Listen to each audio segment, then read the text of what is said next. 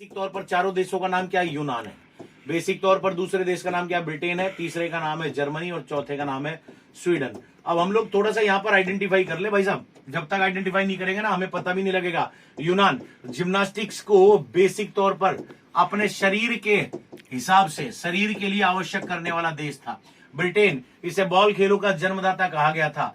Germany, इस Germany देश को आधुनिक समय में पुनर्जागरण काल का सबसे बेहतर स्रोत माना गया। और स्वीडन, इस स्वीडन को सुंदरता को बढ़ाने के लिए क्या किया इन्होंने? Sweden gymnastic, Sweden massage, Swedish gymnastic, Swedish massage और स्वीडिश फिजियोथेरेपिस्ट की शुरुआत करी। अब यहां पर आपको यह देखना है कि किससे भारी व्यायाम का संबंध है। प्रश्न क्या कह रहा है? भारी जिम्नास्टिक को। तो जिम्नास्टिक का किस किस देश से संबंध है? क्या ब्रिटेन का संबंध है? नहीं है।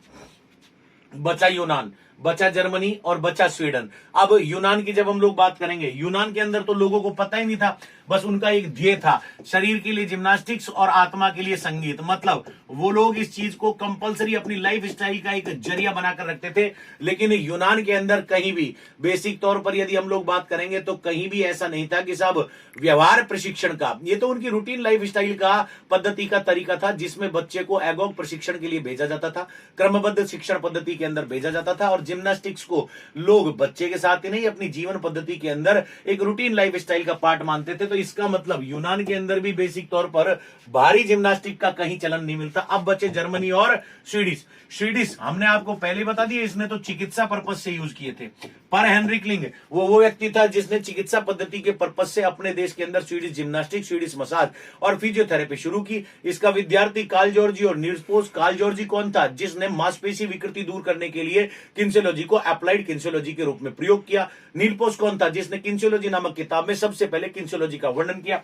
अब बचा देश एक, जिससे तीन नाम जिनको हम लोग पढ़ते हैं, और ये नाम है बेसड़ो का, लुडविग जॉन का, और ये नाम है गट्स और मत्स का।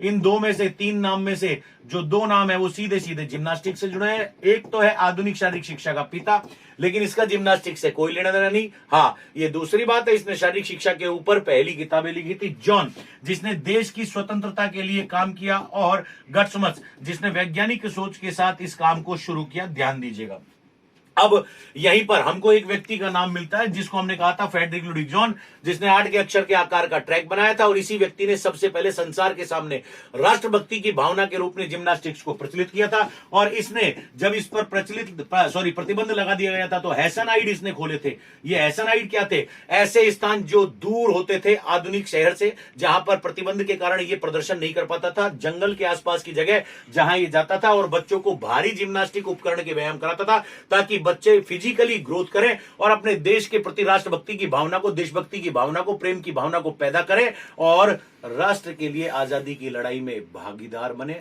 हुआ, इसने धीरे धीरे एक मूवमेंट का रूप लिया और इसे ही टर्नवेरियन मूवमेंट कहकर परिभाषित किया गया।